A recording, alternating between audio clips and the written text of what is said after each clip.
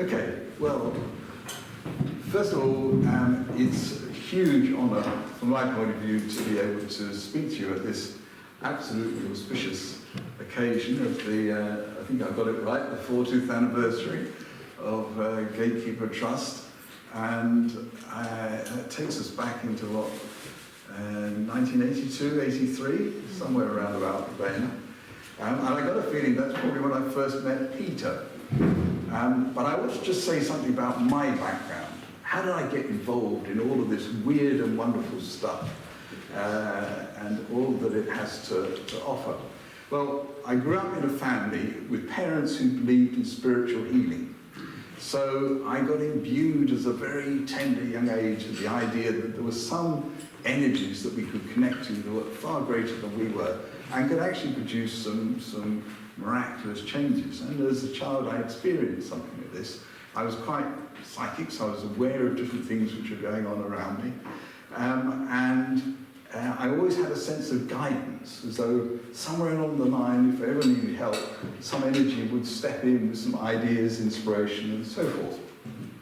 So, you know, as we all do when we get into our adolescent years, all of this overlay of parentage I needed to sort of chuck off and reevaluate. And I got to my late teenage years, and I started to I read one or two books. I think one of the first ones was Flying Saucers That Had Landed by George Adamski.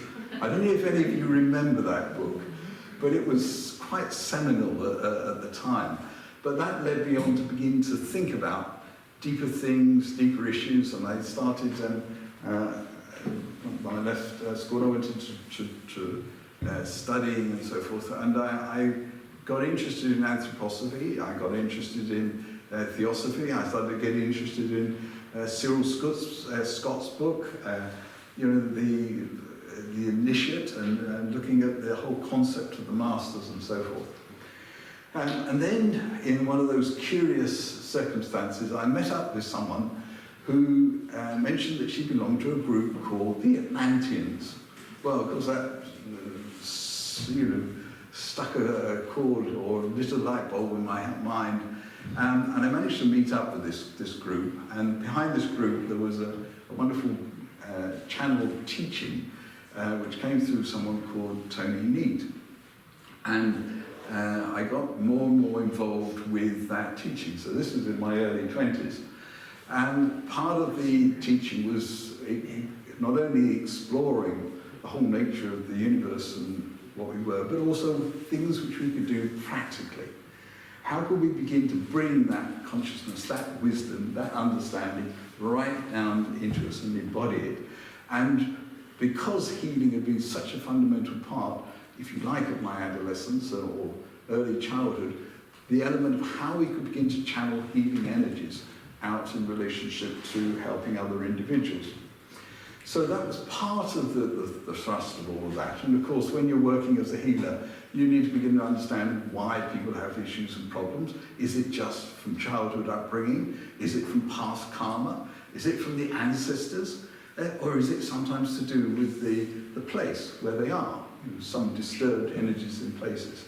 So we got to learn to begin to explore all of these things. And then there was another whole aspect of this philosophy, was that there was at one time a civilization, a group of initiates, if you like, who had explored spiritual matters to an incredible depth, and then at some point had come to the UK, and as part of coming into the British Isles, had started to bring something of their wisdom teaching into the British Isles, and part of it was the way in which they began to bring energy into specific places. So they set up a network, if you like. This is what the guidance was saying, a network of patterns which holds spiritual energy, and spiritual energy at quite a profound level. So my sort of background was in town planning, and then I ran a sort of architectural practice for a little bit. But so I had drawing boards, I had maps, I had the opportunity to begin to explore all of this. So I remember getting out a sort of one of the old ordnance sheets, 1 inch to 1 mile, and then beginning to get my rulers out, draw straight lines, connect up places, beginning to explore into all of this sort of side. And part of it was, of course, then going to visit these places. You'd find a straight line and go to a site and think, oh, what am I feeling here? What am I experiencing? And a whole lot of interesting bits of information came together. In some places, it felt it was incredibly strong energy. In other places, you'd find, it feels a bit flat here. There doesn't seem to be anything significant. So I would draw big circles around the places where I felt there was a really strong energy, and then just started to ignore the others. And as I did this, and again working with other people, so it wasn't just me, I would drag people around with me, we started to build up a picture, an image of certain ways in which patterns seem to be occurring. So that was all part of our journey, and part of it was going to visit these places, connect into them energetically at times, work with the guardians of the places, because we were taught that there was always a spiritual guardian, and if you begin to work with the guardian would allow you to draw the energy. So you don't have to be all the time at the place. We can tune into places and draw the energy from the point of view of sending out healing then to individuals, to situations, to some of the difficulties which are going on in relationship to the planet. So that's part of my upbringing, and I think at that point, somewhere around about then, I met up with Peter, and I thought, wow, this is interesting, because there's a whole different perspective which Peter was bringing. And I remember our teacher saying, well, we've got a lot to learn from Peter's perspective and what he is presenting. And it seems as though there's almost like two layers going on in the way I sense it. The others, you might have a slightly different perspective on it all. But the idea of going to the sacred sites in the landscape, being aware of these zodiac temples and so forth is one whole level. And this other level that I'm trying to present is a sense that there was a culture that came here that set out some amazing patterns in the landscape with profound knowledge and understanding. And within those patterns, there is energy that we can draw upon and work with from the point of view of bringing a form of spiritual healing to the planet. So this is sort of the theme of what I want to do and share with you. And in the early days, of course, I met up with Stanley Messenger and also Sir George Trevelyan. For one brief period of time, I was also director of the Wrekin Trust, so I worked and knew George well. Very important. So the sort of theme I'm looking at is the connection between the earth, the connection between circles, and the first bit of what I'm going to do is just show you a few circles.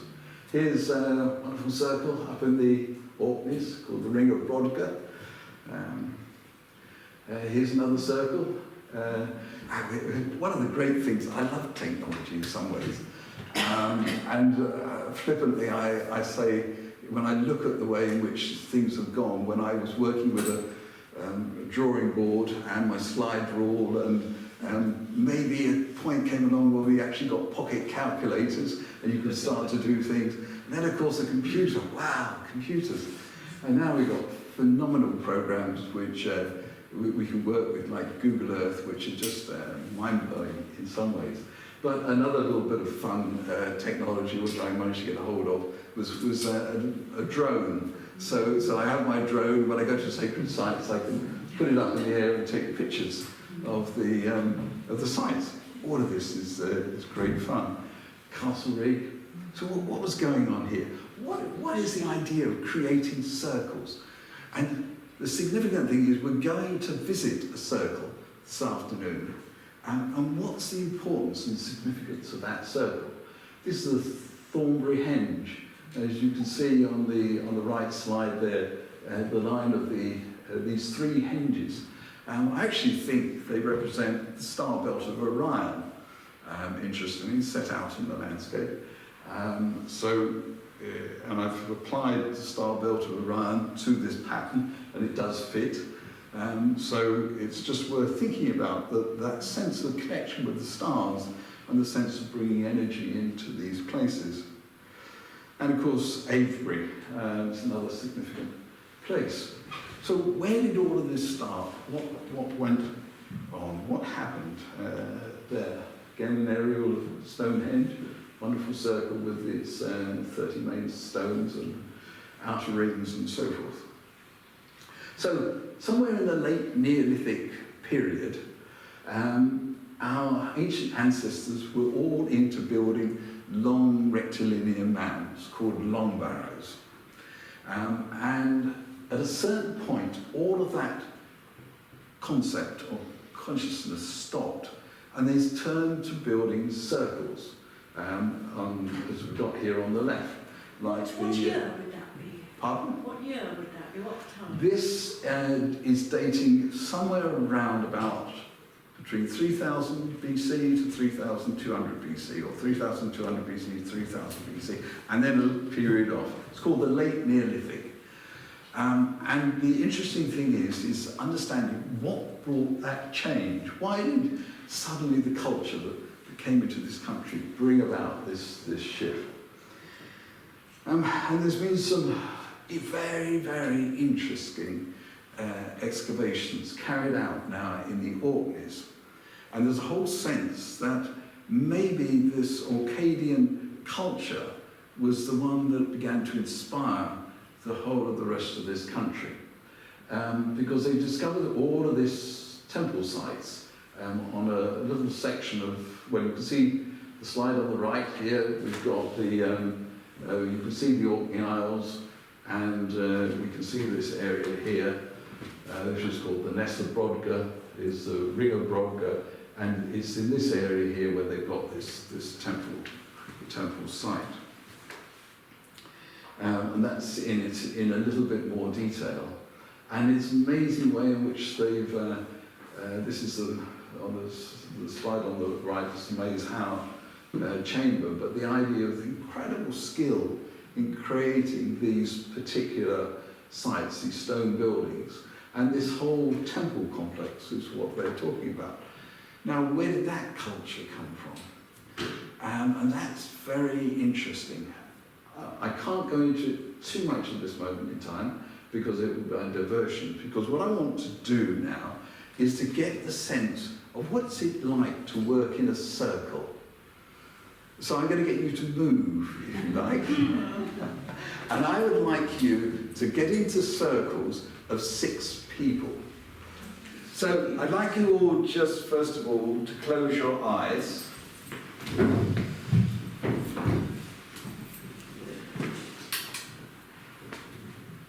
And just for a moment, to be very aware of your physical body. And in being aware of your physical body, let us just send a thought out to the universe for support and help, and requesting for the most benevolent outcome for this experience, and to thank the universe for that.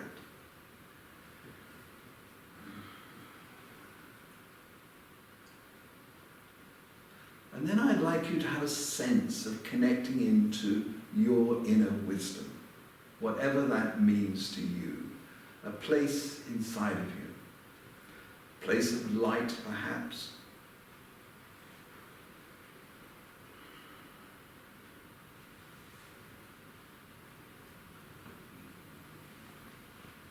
and then to sense as though you're in your own energy field of light, your own individual circle. How does that feel for you?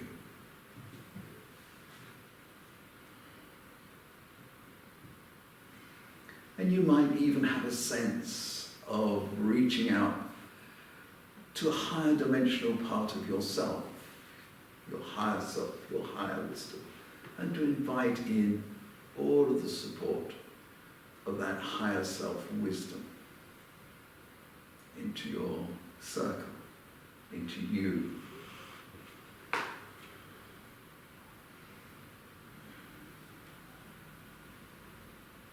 And in doing this, just to be conscious then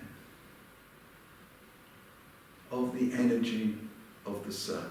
And I'd like you all for a moment really connecting into your hearts. Just sense a feeling of link, energetic link of this energy of this circle.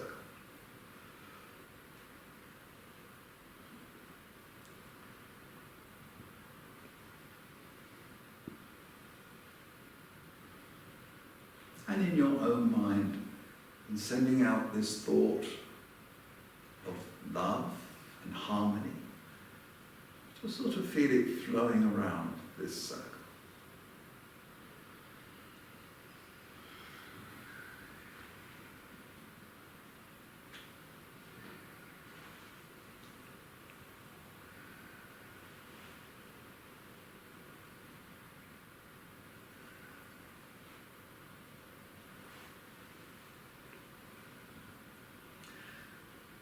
Now I'd like each of you, in your own way, to think of a special place in nature, a special sacred site that you feel some sense of resonance to, some sense of connection to.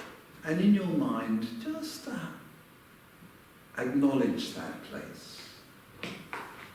And maybe even to sense whether there is a spiritual guardian associated with that place. And to request that guardian to allow you to bring something of the energy of that place into you and into the circle.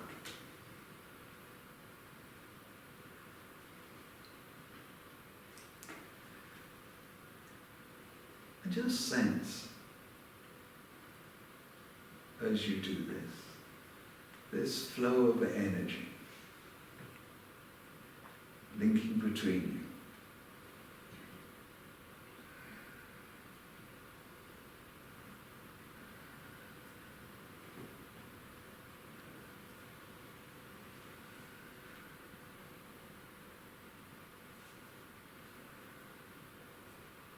And now I'm going to suggest to you that you imagine a very small image of planet Earth in the middle of your circle.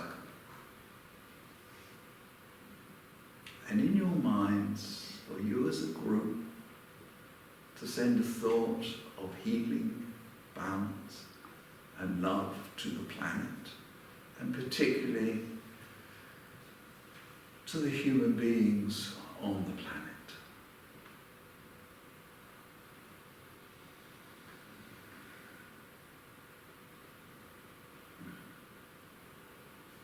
Doing this, just the sense you're opening up to those higher dimensions of love and light that you're bringing together as a collective.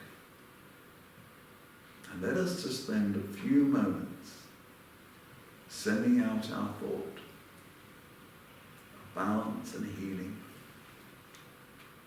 to the earth,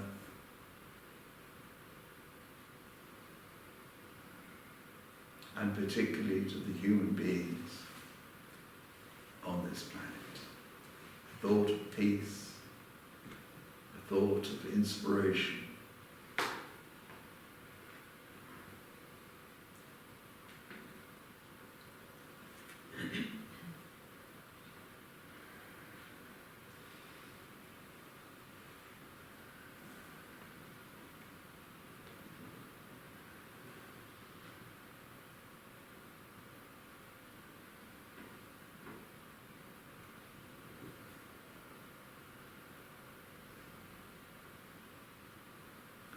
When you've done this, in your mind, just to imagine you're lifting the earth up into the light.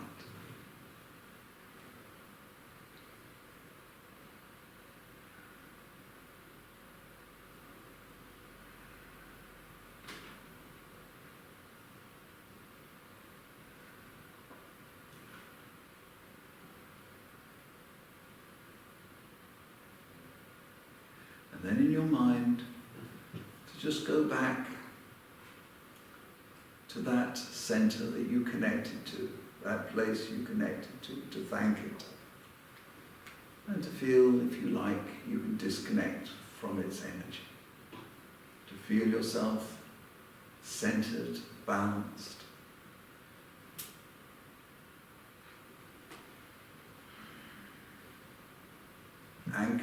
physical body. And let us also send out a very strong thought of thanks for all of that spiritual help that has come forward and through us in this particular moment.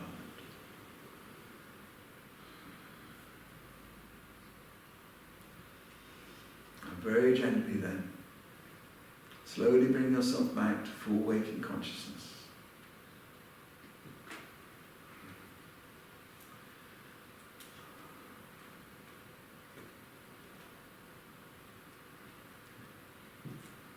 And when you're fully back, maybe just gently to share between yourselves anything that you sensed or felt,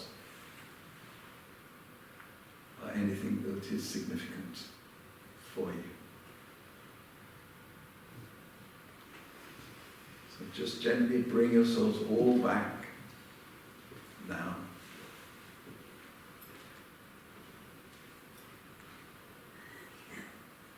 When you're ready, just as I said, just share between yourselves gently what you sensed, what you felt, what you experienced. The power of the circle makes the experience more vital.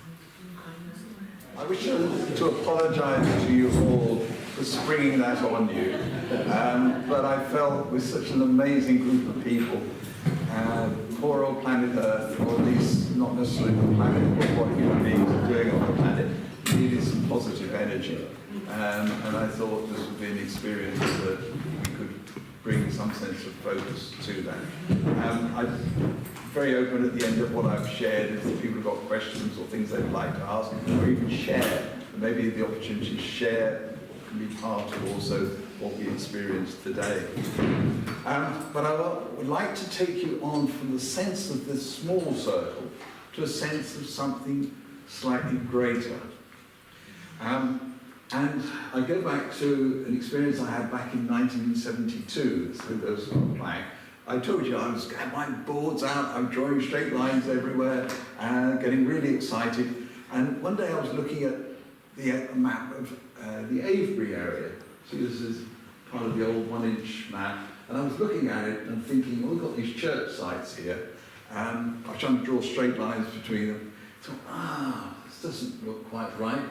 And suddenly I had the inspiration, it's a circle. So part of the research which I'd done had shown that a distance of about 6 miles seemed to crop up quite a lot. So I got my bit of tracing paper, drew a circle on it, the 6-mile radius, stuck it on it, and then suddenly discovered that there was a whole series of points that this picked up.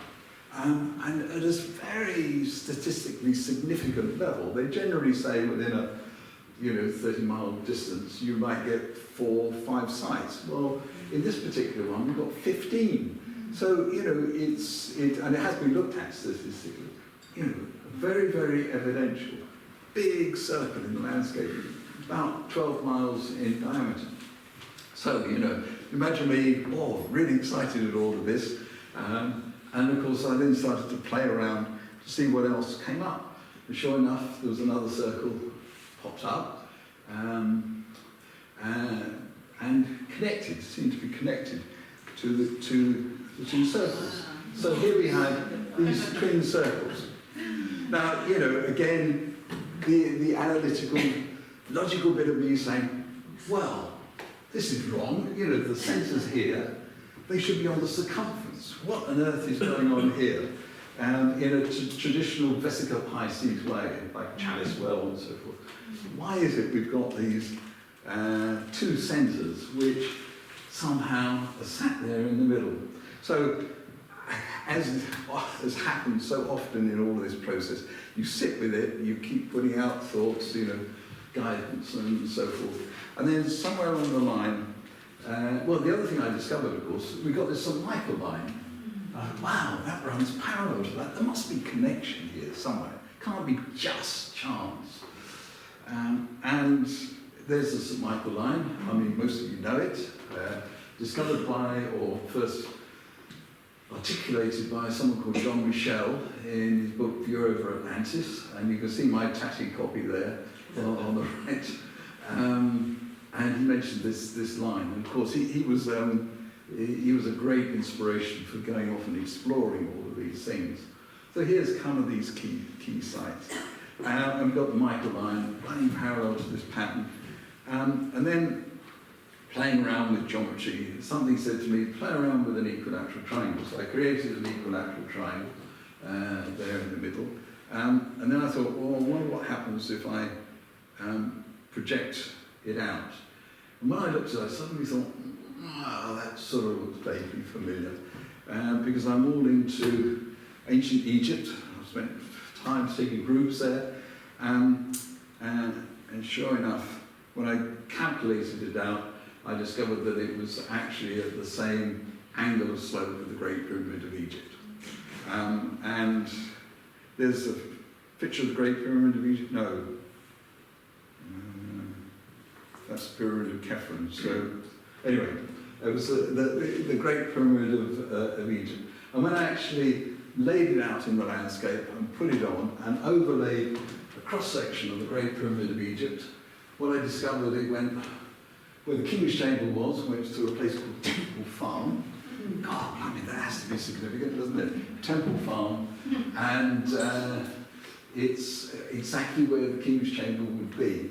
And without going into too much detail, but the pyramids in ancient Egypt set out these patterns using a very, very simple geometric process, which is really looking at a right angled triangle. You have a distance one way on one side and a distance the other. And this is what gives the angles of slope. And the ancient Egyptians used it for setting out and laying out patterns in the landscape. So they worked on certain ratios of a height to base on a right angled triangle. And the height to base on the Great Pyramid of Egypt is very curious, because if you imagine a circle whose radius was in fact the height of the pyramid, the distance all the way around the base of the pyramid would approximately equal a circle, big circle. But what we've got is this sense of these landscape circles, not small ones like Avebury, I mean that's pretty big, but giant circles. How did people create these? How did they set them out? And it became something of a challenge to look at.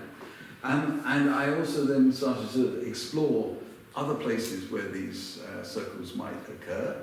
And in one of them, I discovered another circle, which I think is quite significant, which is called the Cotswold Circle. And as you can see on this right-hand point, we've got the roll-right stones. So I would like you to feel and think that there is actually a greater circle, slightly different from the way Peter has presented it, but another circle set out in the landscape. And one of the interesting things I discovered in looking at this circle is that we've got two churches it goes through. One is Bledington and the other at Chipping Camden. And these circles are on, these points are actually on the diameter of the circle. And there's an interesting right angled triangle, obviously, as it occurs with the right stones. And what also caused me to become aware of this circle is there's a saltway which runs all the way up this sort of circumference of the circle. And it's curious, this is another thing in thinking about circles. When you actually come to look at it, it's points which are connected up, but not necessarily all the way round. So there's certain significance in these places. But we've got a rectangle here, and the rectangle is also significant because it's based upon a 60, 90, 30 degree pattern, which is overlaid here. And this azimuth is almost due east-west, so it's an equinoctial azimuth.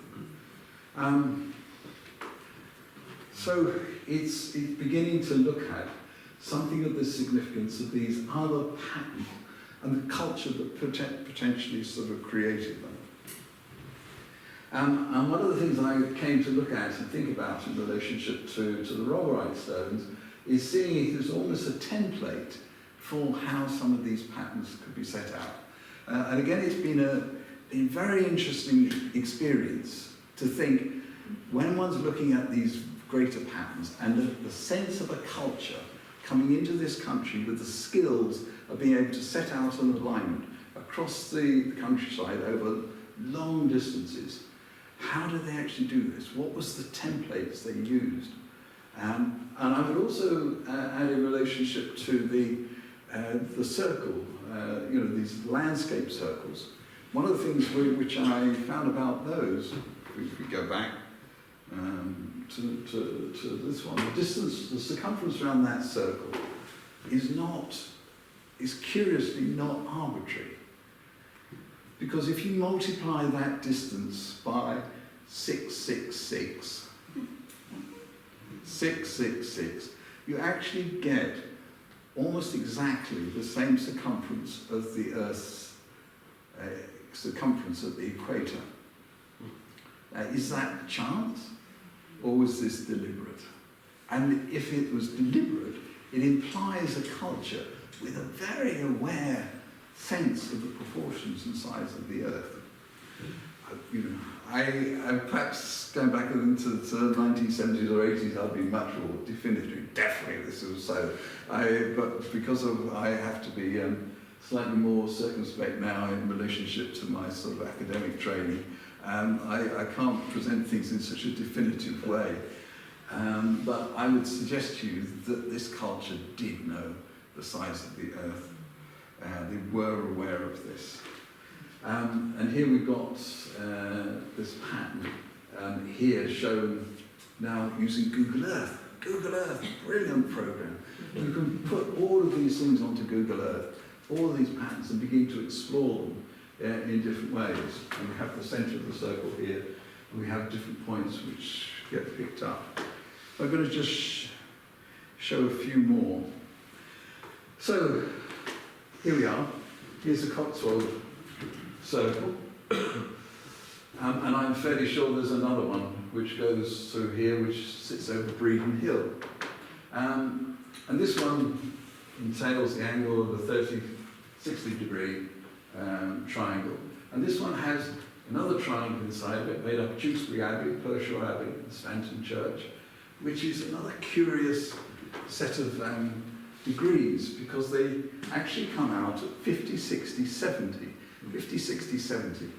And I spent ages thinking about how on earth would people set out a pattern with degrees of 30, 60, 50, 60, 70. And as you can see here from this pattern, we also got some cathedral sites, which are very nearly an equilateral triangle. So from Gloucester, Hereford to Worcester.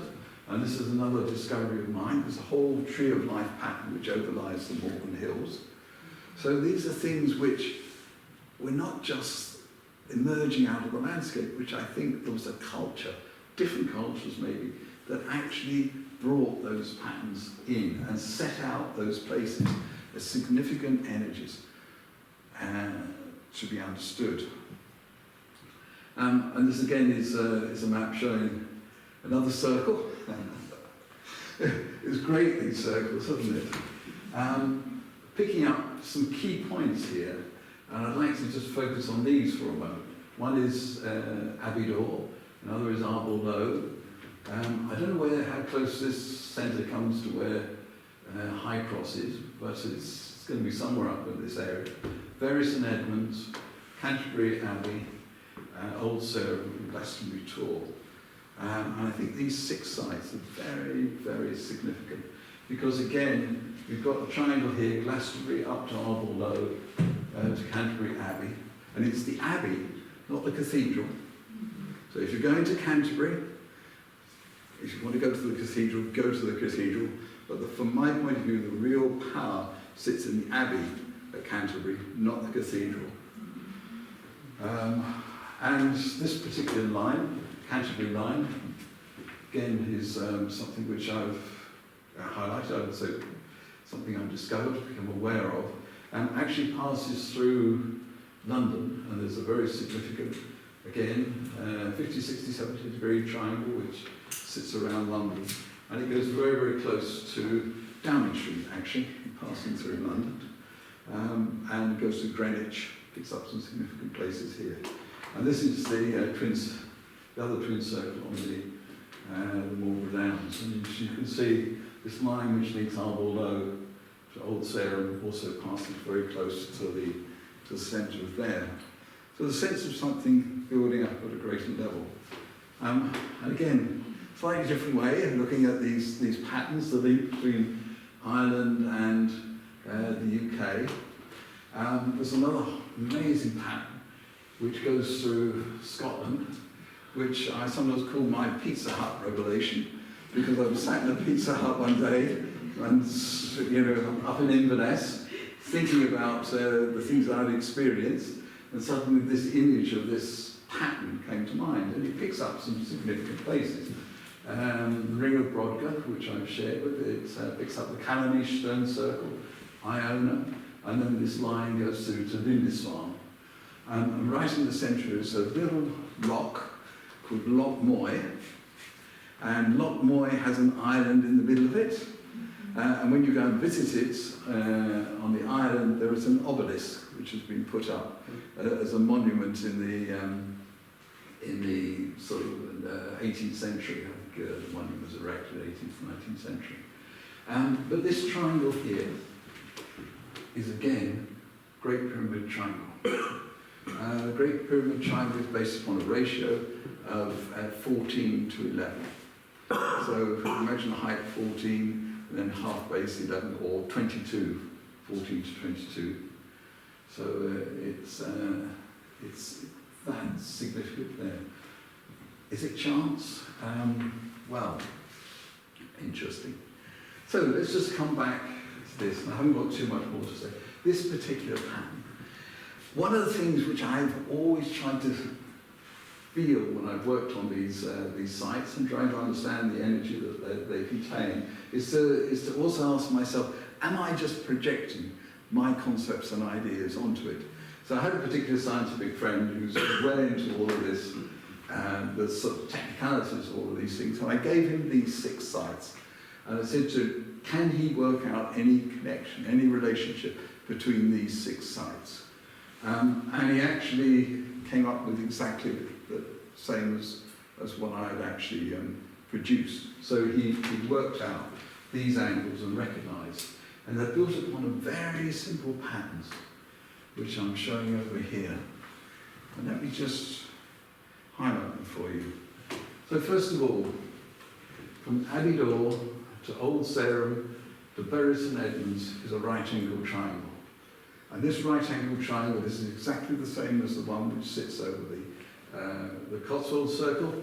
It's a 60, 90, 30 degree triangle. And if I was going to set out, there's different ways of doing it geometrically, but if I was going to set it out just on a ratio, I would set it out on a ratio of 19 to 11. So I'd get a piece of stick and then measure out 19, go 11 this way, and then you know that angle is a 30, 60, 90 degree angle. But of course we can work it out geometrically very easily with a 30, 60, 90 degree angle. So that's one of those patterns. Was it deliberate or was it chance? Let's have a look at another one. Here's another right angle triangle going from Glastonbury to Abbeydoor, sorry, slightly off the line, to Bury St Edmunds. This is 70, 20, 90 degree, and this comes out of a ratio of 11 to 4. Almost very, very precisely, 11 to 4. And then, of course, the puzzle that had been bothering me for so long, how on earth did they work out this 50, 60, 70 degree triangle? I suddenly realised that if I put these two together, I've got 50 degrees, 60 degrees, 70 degrees. So I know this occurs on several different areas throughout the country. And what I would say is that there are places where these points are anchored in the countryside. In places like Arborough, Brereton Edmonds, Canterbury, Old Surrey, Glasgow, they are places of spiritual power. And they're places which can be drawn upon from a healing perspective. What about, so here we've got the 50, 60, 70 degree triangle. A huge scale, isn't it? How do they do this? I mean, it's quite amazing when you begin to look at this. And again, I've done some experiments using light, using sighting staffs. You can get amazingly accurate alignments. But of course, creating circles is a whole other ballgame in relationship to this. So I'd like you to open up to the magic of what is actually anchored here into this landscape. And this one, again, another right angle triangle. And lo and behold, what we find is this angle here is the same as the Great Pyramid of Egypt. So it's a particular ratio, height to base ratio. So all of this pattern, these sites have been set out, I believe, deliberately in the landscape to create a focus of spiritual energy. And it's energy which I think people are starting to work with consciously, in some cases very deliberately, in other cases perhaps just by the sense of pilgrimage, going to the places, acknowledging them. And certainly in my experience and journey of visiting sites over the past 40 years, places which at points and times felt pretty problematic, pretty grubby, pretty difficult, have started to transform in a quite amazing way. So there is a whole resurgence going on energetically in relationship to the country and the landscape as a whole, and the ways these patterns are linked up. So what was the purpose? The guidance we had was that this culture, and I'm going to call it an Atlantean culture, and there is, whilst we've never discovered any evidence for Atlantis, there's a lot of reasons to believe it didn't exist, first mentioned by Plato, but I think there's also a lot of supporting evidence that it did, and that I feel that the culture which came into the Orkneys was probably a group of Atlantean sages that came in here and started to disseminate something of their knowledge and understanding, and the ways in which patterns of energy could be anchored and located here in the British Isles. Part of it was that this country would have an opportunity going forward into the future to help bring a sense of balance and sanity to some of the madness that is going on in the world. So that's part of, I think, what this process is all about. And it all occurred in the late Neolithic. Somewhere around, as I said, around 3,200 BC is the first evidence or first start you begin to see of those pattern changes. Okay, so that's really what I wanted to share with you today. I don't know whether I've gone over my time, but I'd like you to have a feeling when you go to the Rollright Stones, you're going to a place which has a power attached to it, and you can begin to communicate with that power. You can start to talk to the guardian of the sites, the different points, begin to feel, where do I feel this energy is most focused? And to begin to recognize also, as you stand there, you're part of a bigger circle.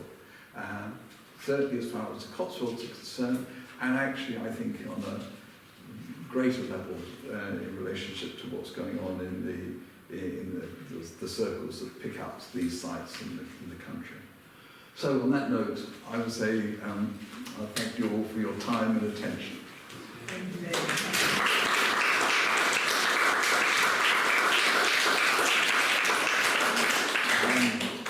One last thing, and it's a question of whether we want to do it now or later, is that I've got a circle dance. You may be all thinking, oh, we want dinner. We've probably gone over dinner time. But what do you think, Sarah? I should do it. You think go for it? Yes, because we got to move chairs and we thought we would have trestle tables so that we can sit and have our lunches together. So we're going to have to break up this setup. Okay, so this dance is great. I like circle dances. This is another way of working with circular energy. Some of you may feel up for it, some of you may go, oh, I just want to sit out, that's fine. It's called King of the Fairies, and one of the fascinating things about it is we work through the different elements, earth, air, fire and water, as part of this dance.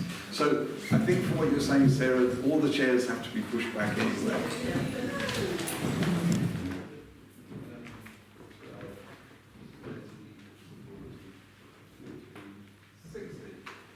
So that's the element of earth. Earth's nice and steady. Lord, good. And we now come on to the elements of water. So water flows a bit. So we do what's called a grapevine. So first of all, you stand, take one step forward on this foot, and then you turn back and take a step back.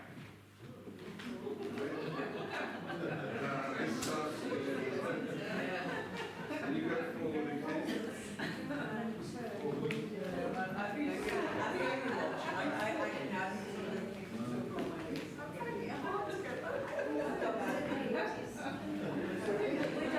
I see we're going to have a lot of fun.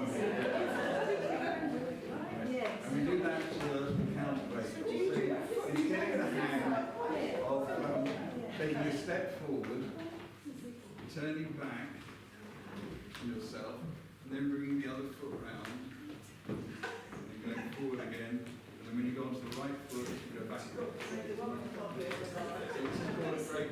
Is this correct? Am I doing it right? Right. So we do that to the count of 8, and then we come into it. So we sort of come in, the music goes, and then back out. So we're flowing in and out, just like the tides. Coming in, and then going back out. We say anything We could. So we do that, I think that's 2 to 8, but I do. And then the fun bit comes, because it comes the element of the air. So air is just free flowing, it goes everywhere. So you put your hands out and you go shh, all around the room, in whichever way you want, back and forward, upside down. This is off the mic. Right. So the hard bit then is coming together. The hard bit then is coming together and I'll give you a shout on this. It's the right point. You're going around like this. We've got to get back into the circle. You don't have to hold hands coming back into the circle. You just have to be in a circle. Because the element of fire is one step in, you jump, back, then go in again, back again. So again, we do that for about eight beats, and then you hear the music starts up again. So we go back to earth again. So we're then one round again. So if we manage to do this correctly, It'll be seamlessly. perfectly, we should manage to get through 3 rounds of it. We're already totally exhausted. Now, okay, so you're ready to rock and roll? Yes. Okay, so it's a very short introduction and then we start off. I'm ready.